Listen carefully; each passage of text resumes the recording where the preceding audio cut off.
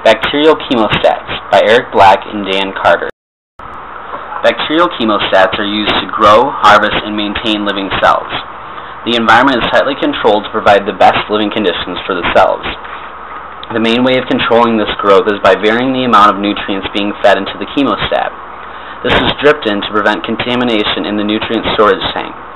Chemostats can be run under aerobic or anaerobic conditions depending on the process being run.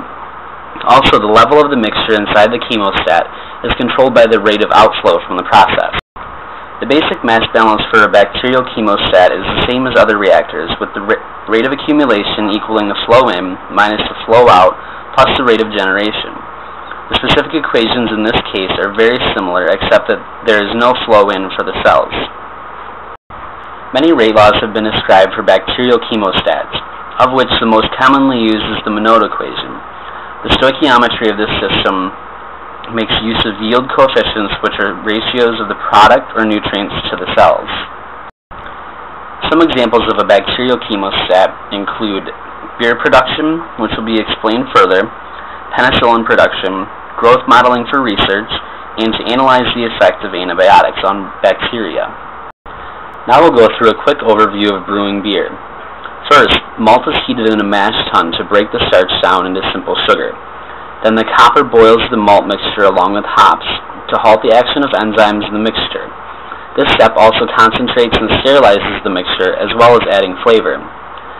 The hop back is used to settle out solids, and after this the mixture goes to the fermenter. In the fermenter, yeast cells are used to convert sugar to alcohol and carbon dioxide.